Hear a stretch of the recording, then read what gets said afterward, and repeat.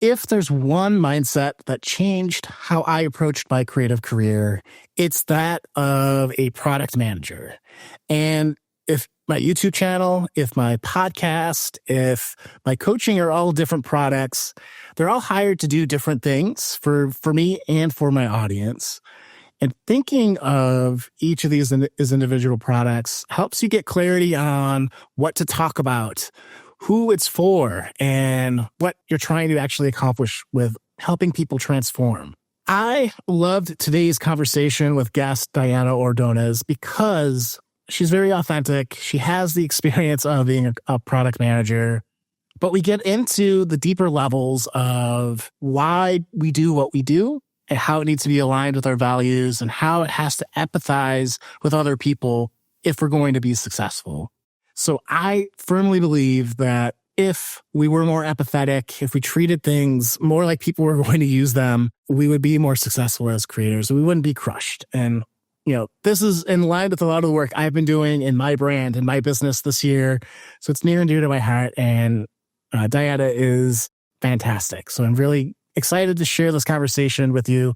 And let's jump into this episode of Creators That Crush, the show that helps creators move from crushed to crushing it. I'm your host and certified high performance coach, Shawn Buttner. So let's get into it, guys. Hey, Diana, welcome to Creators That Crush. I'm so glad to have you on the show. Thanks so much, Shawn. I'm so excited for this conversation. I think it's going to be really powerful. And I'm so glad we met and connected. And look, I'm glad I had you on. I invited you to the podcast and here we are now. So I'm excited to be on your platform and having these, really helpful conversations for your listeners.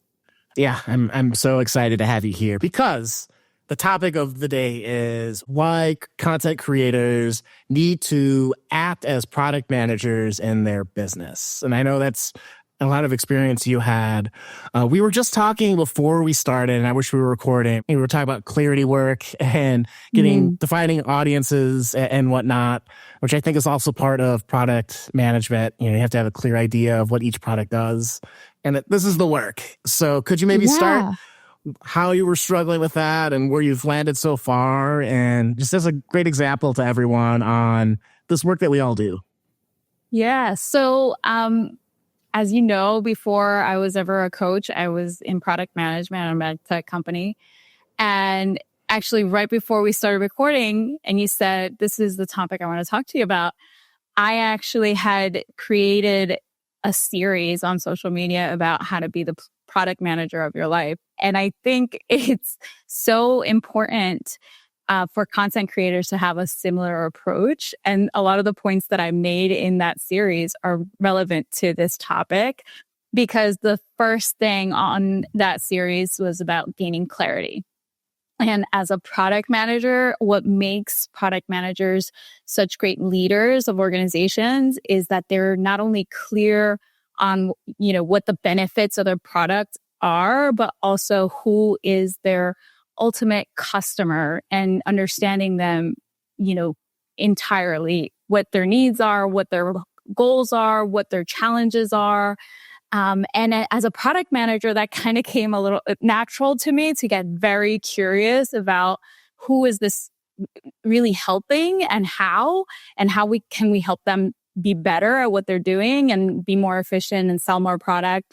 And because in that space, I was in B2B sales and I had to not only understand my customer, the end user of our software, but also their business because they were also trying to sell their products. And so it was an interesting way of immersing myself in their world as a user of our system, but also in their clients' world as how they interact with people. And as a coach, it's interesting, even with that background, it was actually really hard to get clarity around what is it that I ultimately want to offer the listener of my, training programs, my podcasts, my social media content, because I wanted to help everyone, right? I thought this is such a powerful tool. I thought the product was just coaching, right? And so coaching is powerful for everybody. And I think when I start to reflect back on my product management role, I remember there was a time that we were selling imaging equipment for facial analysis, right? And facial analysis is really a great tool to use during a consultation to sell skincare products. And if you think about the landscape of skincare products, you can find skincare products at your dermatologist. You can find skincare products at your retail store. You can find skincare products at a high-end spa or retailer like Sephora. And they all talk to their customers differently. And here we were with an imaging system that was catered towards kind of dermatologists trying to sell it to the retail space. And from that experience, I learned how different their environments were, their customers, everything was different. And as a coach, if I bring it back to content creation, it's like, okay, I'm selling, coaching services through these avenues, but I'm trying to do it to everyone, like do it the same way for everyone.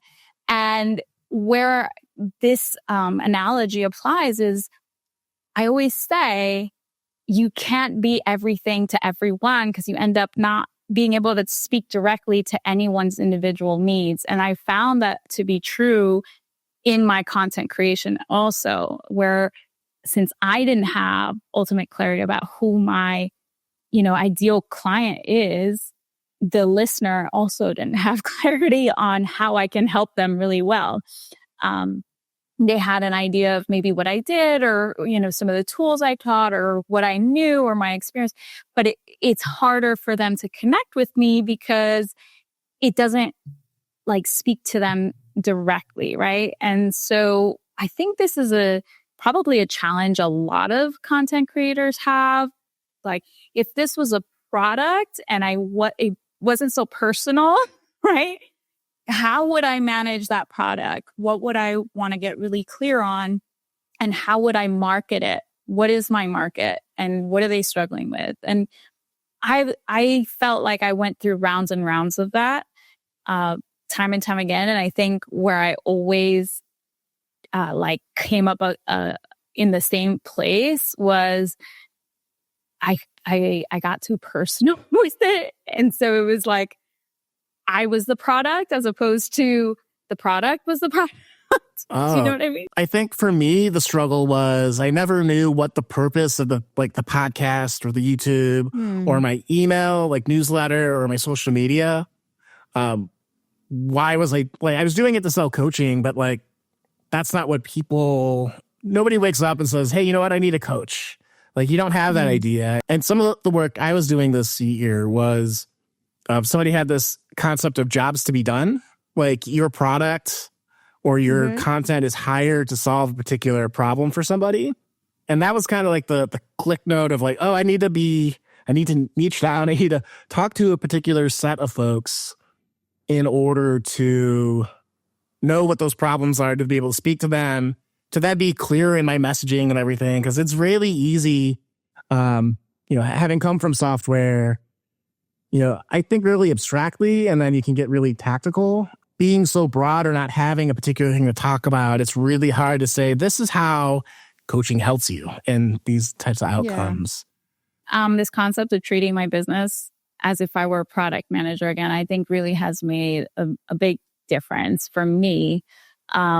Because also not just getting clarity on, who my customer is for the sake of being clear, but also I remembered that as a product manager, even as I made decisions, I was able to make those very confidently. And I'm lately I feel like, why don't I have any confidence making any of these decisions? I feel so, unable to get clear on what to do, what not to do, what to prioritize, what not to prioritize. And yet as a product manager, I found it so easy.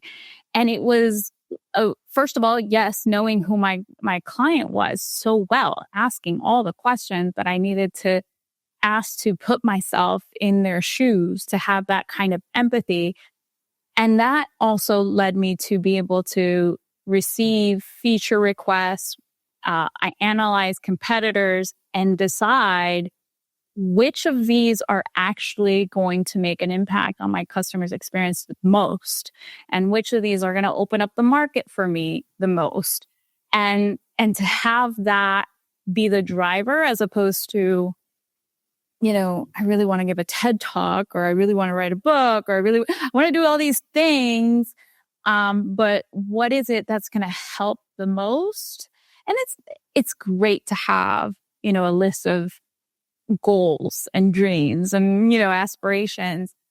And it's also so important to know the difference between like a goal and a dream, right? And your business, and whether or not it's going to generate revenue. Because so I heard somebody once say that is the difference between having a business and having a hobby, right?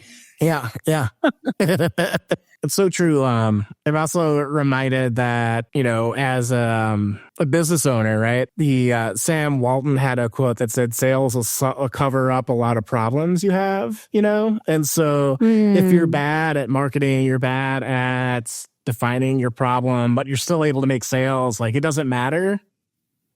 So as we're moving into a more economically challenged time, potentially, because nobody knows what's happening, like being able to get really clear and concise on how you add value and help, I think is super important. I know when we first started talking, you were focusing on tech folks. Now you've switched to more executive. Could you maybe describe your process of making that shift? Because I feel like, for me at least, I've done this shift, that kind of a shift, maybe 100 times in the 10 years I've been creating stuff. And I'm still kind of trying to shape, like, I think I have a better idea and it's coming more in focus, but I still don't think it's quite there. My hunch is that work will never stop, but could you highlight maybe that transformation for the folks listening? I mean, I've probably changed my messaging 100 times also. There was a time that it was very broad and generic. It was about anybody that felt stuck or burnt out and just wanted to get clarity on their next step and have the courage to step into that. But that, again, was so broad and general. And so it makes it very difficult for someone to kind of identify as, that's me and that's the right person. Because they might say, yes, that I feel that, but the clarity on that's the exact right person to help me, it's harder if they don't feel more deeply understood, if that makes sense, right? And so I think it's harder to get to that step without getting very specific about what it is that you're trying to solve for them.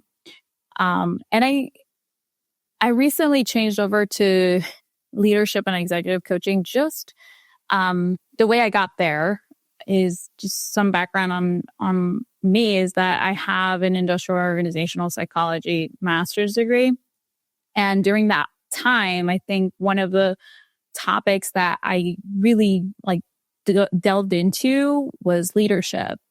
Not just, how to be a great leader, but also how to be a leader that motivates people.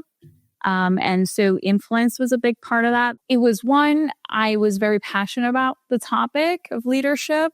Two, I felt like I had a lot of knowledge, but also three, I felt that, especially in today's world where things are, there's a lot of division, there's a lot of things happening politically that are putting leaders in front of people, and people are stepping up as leaders that never did before. And so it's about a feeling, a calling to create more leaders that set the example and are able to lead with courage when they're, with a heart in the right place. And so as an industrial organizational psychology degree, I can confidently say when you have this type of leadership in place, you are more likely to create environments where people are not going to leave, where people are growing, where people are going to perform better. And so when I'm able to, say this is the value, and then I can almost quantify it, or at least go beyond this very subjective way to a more tangible way. Like, oh yes, I can identify, yes, I need that. Or yes, I don't have that right now. And my organization really could use that. Or I want to be able to, deliver that for my company, my teams, my leadership. It's easier to say that than, I just need more clarity. Most of the time people are going to be like, I can figure that out on my, on my own. But do you feel like you have had similar observations? Yeah.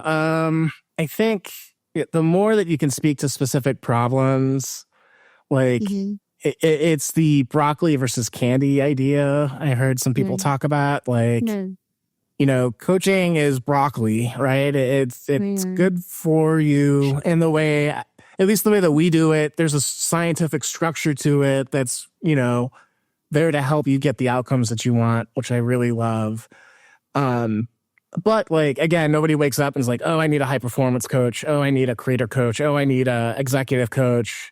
It's my team is really dysfunctional now. And I don't think it's the team. I think it's me, or it isn't me. It's the team. And I need to figure out how to, however you come into that. But so like candy is the reason why people think would come into the business. But the broccoli is the thing that actually helps transform them and move them forward, Yeah. It's also reminding me of the whole Simon Sinek talk about, people buy your why. And, they buy the why behind what you do, not what you're actually doing, right? They're not buying the coaching. They're buying the, hey, this is the mission to, at the time, his example was about Apple, right? Like revolutionizing the way that we engage with technology. What's interesting about that actually is nobody woke up and said, I really need the thing on the palm of my hand that's going to revolutionize technology, right? But when they saw it, they were like, ooh, I want that. So really, I think what's below that, even a step further, is the why behind why they want it. And is it ease of use? It's like, it's going to make me more, whatever, popular, efficient, up cool on the looking. latest technology. Cool. Yeah. Yeah. Hey, it's Shawn. Before we get back into this episode of Creators That Crush, I wanted to invite you to a free 30-minute call if you are struggling with creative burnout, with confidence, with trying to make progress on your creative endeavor. And so on this call, we'll spend 30 minutes talking about one of your big goals or aspirations, or we'll talk about something you're struggling with. And the whole goal of the call is to get you moving with some personalized habits or tips. And so I just want to interact with people. And that's why I'm inviting you on this free call. So if that is interesting to you, please go to ShawnButtner.com and you'll see a button right at the top of the page called Schedule My 30-Minute Call. We'll get it all set up and we can help you start to progress again. We can help you go from crushed to crushing it as a content creator. So with that, scope that out and we'll get back to the episode. Yeah, another way of approaching this idea of being the product manager or being the leader in your product is getting to that deeper, like, emotional level. I struggle with this all the time where I want to tell you, like, hey, like, I will get you X result, you want, you're struggling with your creator business, get really clear on your audience. Like, that's a very easy thing. But why? Like, what's the underlying thing? Like, you want to feel like you're helping people, right? You want to connect with your purpose. And that's really the work that I'm trying to help people with, So the way I put it in my, traits of an exceptional product manager series is empathy, really, because the way to connect with people and influence them to do anything really is to be able to empathize with them. And to be able to empathize with anybody, you really have to understand them. Like, what is it that they feel proud of? What is it that they are really struggling with? What is it that really hurts them? And to be able to like feel that hurt with them means that you'll describe it in a way that touches them emotionally. And so you need to also know what do they really want and connect that emotion to it.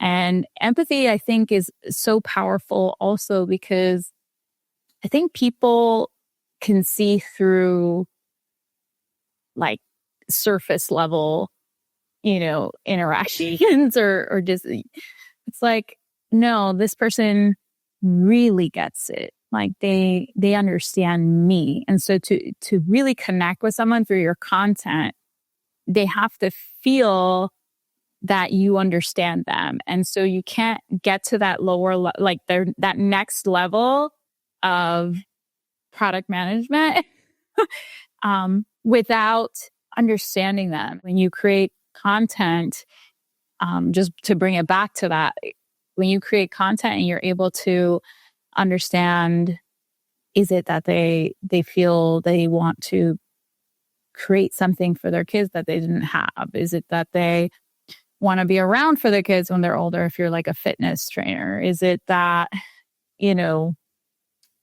they saw their parent, live a life that was like a miserable life working for someone, doing, something that they hated, and they don't want to do that again because they saw their parents suffer. Like, just whatever their ideal client is, to know like what's the motivation will allow you to create content that maybe you thought wasn't the original request, but speaks to them on a deeper level. Does that make sense? Yeah, totally. Yeah, it's all about, I think it's always about trying to find the root of where the request is coming from. And I think so many times I'm guilty of this. We do kind of get stuck at the surface level, or we go a couple of layers down and think that that's good, but it's not really connecting because it's not resonating on that core issue. And it's how do we get to that core issue? And hey, I'm guilty of it too, right? Like, I think we all are at some point are, because it does require like some level of vulnerability to go there. And oftentimes it's deeper. So it requires that we step into courage and talk about things that are uncomfortable, which is another, trait of great product managers, is that they step into courage. And, one of the things that I had on this series was also knowing when to course correct. And sometimes that takes courage too. It's like feeling like you're holding on to, well, everything that I've already invested, everything I've already done, and I really like this idea, but it's not working. And it takes like some courage to make these decisions, not just to course correct, to get out there to begin with, to start creating the content, but then to create content that is more vulnerable and create content that has maybe some not popular opinions, but that because of your core purpose, it requires that you have these difficult conversations. And so I think that's part of it, is also vulnerability, to show your true self in a complete way, to speak truth about, what led you here. I think it's one of the reasons I think we avoid getting deeper into the why. Yeah. Oh, I love this line because it kind of leads into this next question that I have for you. In that, people hire me to like help level up their performance and feel less resistance in their life. And when I'm working with creators, I feel like they get pulled in too many directions at once. And so for me, I think at the core, everyone really wants this aligned purpose. behind Mm-hmm. everything they do. So you're trying to find that for yourself, and you're trying to help realize that for your audiences as creators. Do you find that in your business, or where do you find that in your business, if so? What I'm hearing you hinting at there Okay, get deeper. Yeah. is, having the courage to say no to the things that aren't aligned, right? And so I think what you were talking about there is like getting very clear on what your values are, what your purpose is, and having the courage to like stand firm on that. And so I think integrity is part of that too. Always knowing when you're acting in alignment with what, you preach, what you say your values are, what you say, everyone should be doing as a coach. It's like always checking in with yourself. I think that's valid for product managers, for content creators. Like, am I still in alignment? Am I still acting from a place of integrity with my values, with my purpose, with what I said we set out to create here? Right.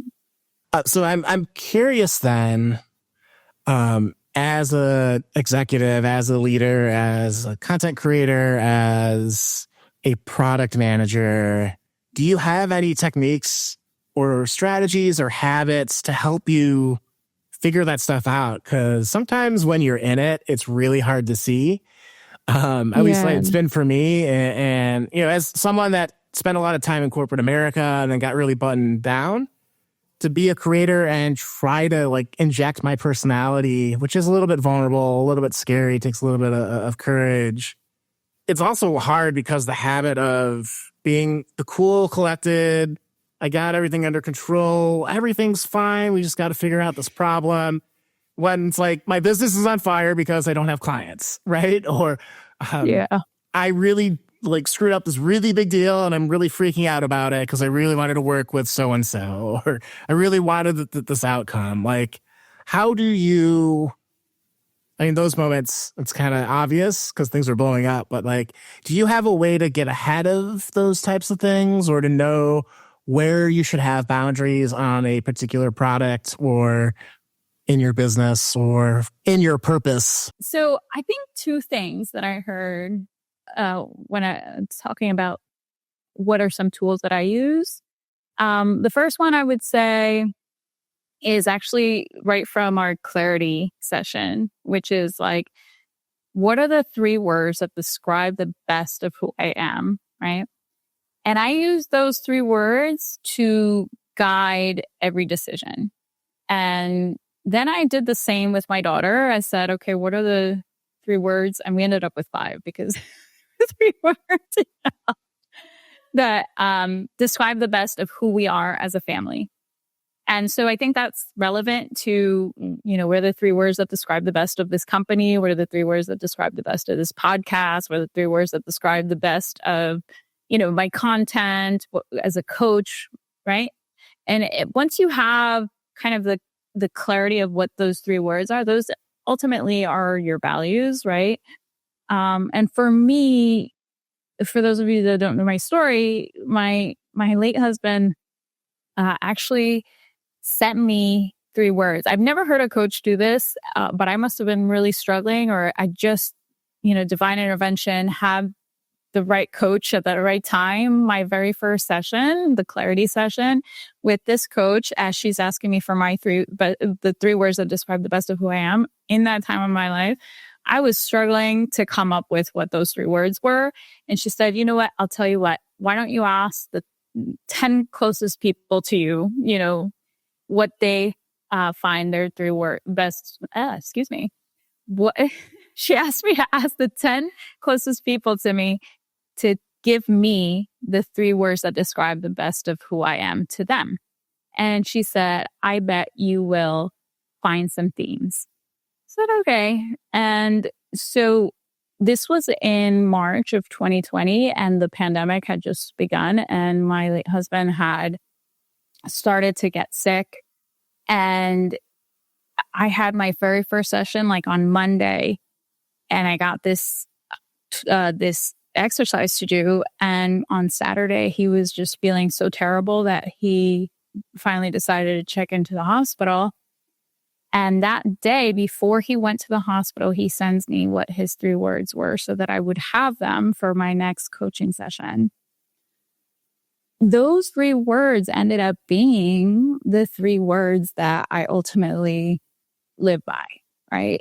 And the 3 words were love, courage, and integrity.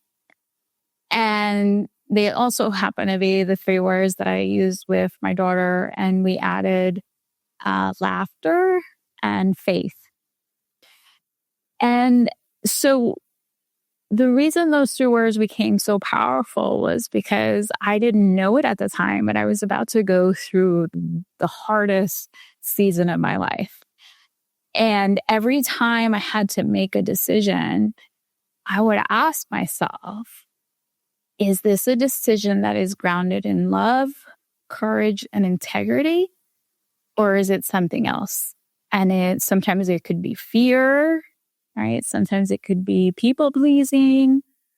Sometimes it could be just all the other fears, fear of being judged, fear of things not working out, fear of all sorts of fears. But courage was one of my 3 words. And I was grounded in that. And I was also grounded in love. And everyone, I think, is going to have their moments where you're not going to act in alignment. And it's not about, are you always in alignment? It's about, are you always checking back in with yourself and getting back in alignment? But that's how I know, am I in alignment or not? And I think that exercise, if used in that way, will be very powerful for a lot of people, because the second tool that I was going to give, and I'll tie the 2 together, is being very grounded in knowing that you aren't for everyone. Like, you aren't meant to be liked by everybody. And so being able to let go of the things that aren't for you. And to paraphrase it and put a bow on it, it's what you're talking about is define your values using the 3-word exercise for everything. I've talked about that on my podcast before. I'll link that in the show notes. But I think what made that exercise really powerful was engaging the people around you to help you out. And so there's a social aspect and a very beautiful, heartfelt thing. I felt that as you were explaining that from your late husband. So thank you for sharing that. And everyone loves me, so I know that doesn't apply. I'm kidding. But I just want to add to that ultimately you don't want what isn't meant for you. Like you don't want to know that the only reason you have, if it's the followers you have, it's the friends you have, if it's the whatever it is that you have that you got by being an inauthentic version of you, or being this like shell of a person because you gave everything of yourself to something, and you were no longer who you are, at your core, then that wasn't really for you, because it's some version of you that is not you anymore. Right.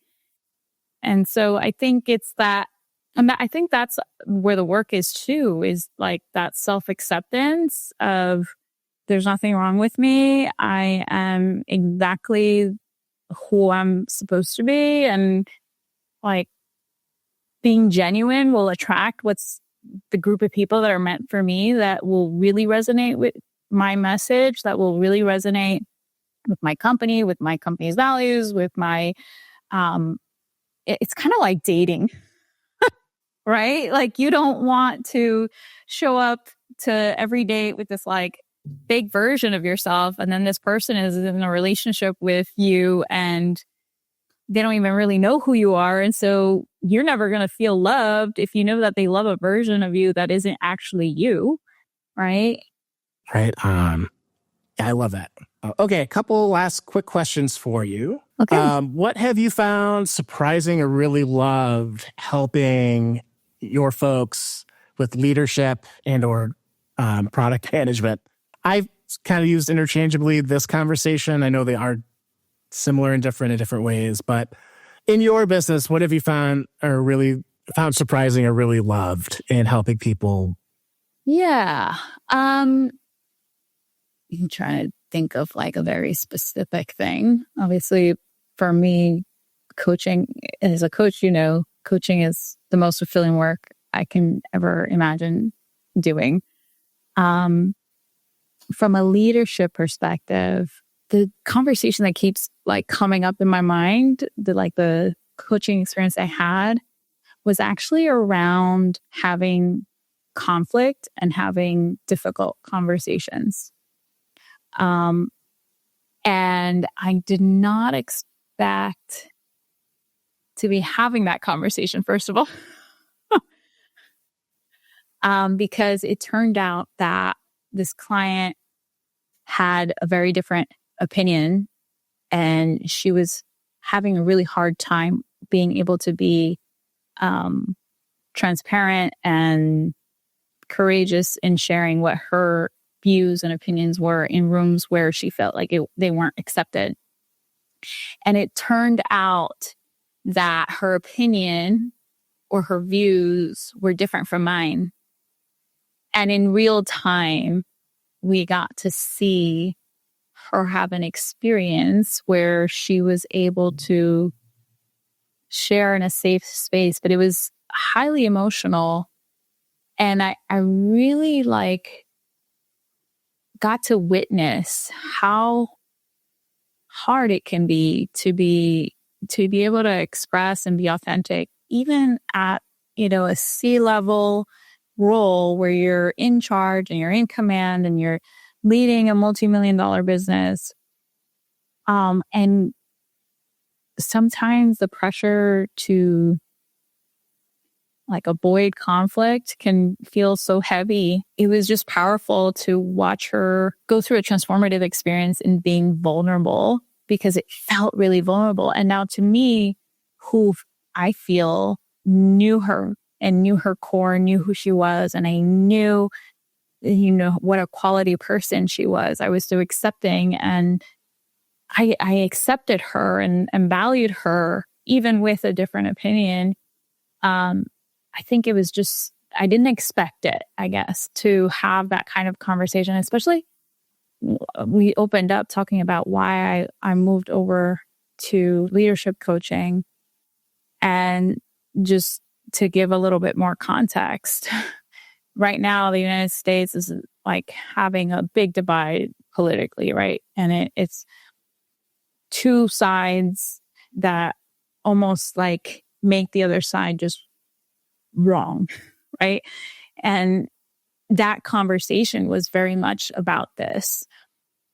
And we were able to have a conversation without making the other person wrong, while seeing them for their heart and who they were, as opposed to their political views, while agreeing that we still respect and value one another. And I never thought I would be having a conversation like that in a coaching, environment. And I never thought it was going to feel so vulnerable for someone in a world where right now it's almost so hostile to share, these political views. And so I think, just to kind of, I don't know what the essence of that is, except that I felt there was so much powerful conversation in being vulnerable and being your authentic self, and doing it even when you feel like you might be rejected, right? I think that moment was just surprising when you say what has surprised you. And I think it's important because her hearing how I received it, she said, made her understand how she could receive somebody else's opinion also in a way that was safe, and it was okay to be able to have a discussion like that. And I think that's really needed today in today's leadership. Yeah. It's beautiful to be able to have something so contentious, to be able to talk about it and still be friends at the end of it. I feel like so much of it is like, I don't talk to my uncle anymore because ... and it's like, why is this thing breaking families? And we have so many other things that we have shared values on that we really do care about. And so that's awesome. Yeah. And honestly, I feel like I grew through that too, through that experience in a way that I wasn't expecting. Any last thoughts for content creators before I ask the final question? Last thoughts. At the end of the day, it is about resilience, being persistent, understanding that this is a skill, understanding that the frustration is always like, Dr. Becky talks about this. If anybody with kids probably follows her.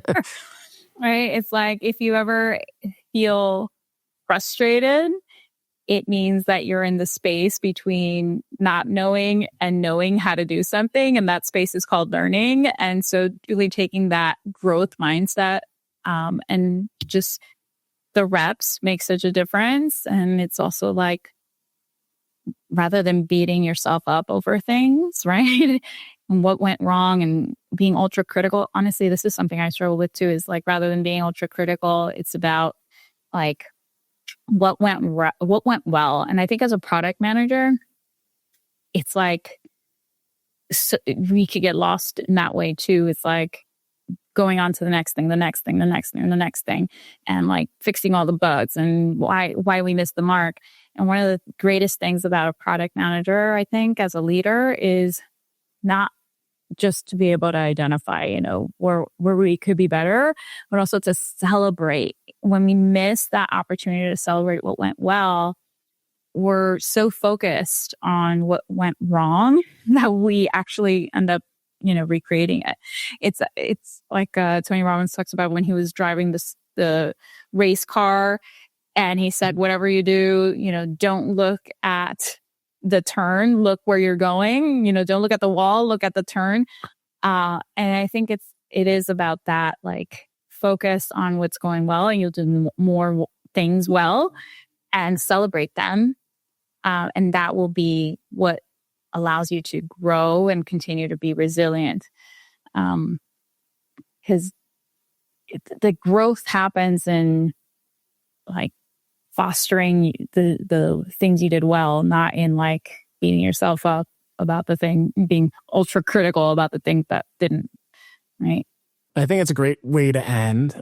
So final question is, what did you love about our discussion? And I want to start out by saying what I loved was just how open and vulnerable you were. I really think, thinking of our creative lives as product managers helps us solve a lot of creator problems, like clarity on who you're talking to, what to make content about, how you align and feel motivated behind it, putting your values in to the work you do. I think that was very, very clear. But I'm very thankful for your energy and time and knowledge. So that's what I loved. Thanks so much, Shawn. I really appreciate you having me on. You're always, such a bright energy and very inviting. And I love talking today. You gave me some really good questions. I got to reflect on some things that I maybe hadn't reflected on in a while. And so I felt like I got a lot of it out of it also. And so I think that whoever is listening is also going to get some good kind of nuggets and hopefully help them on their journey.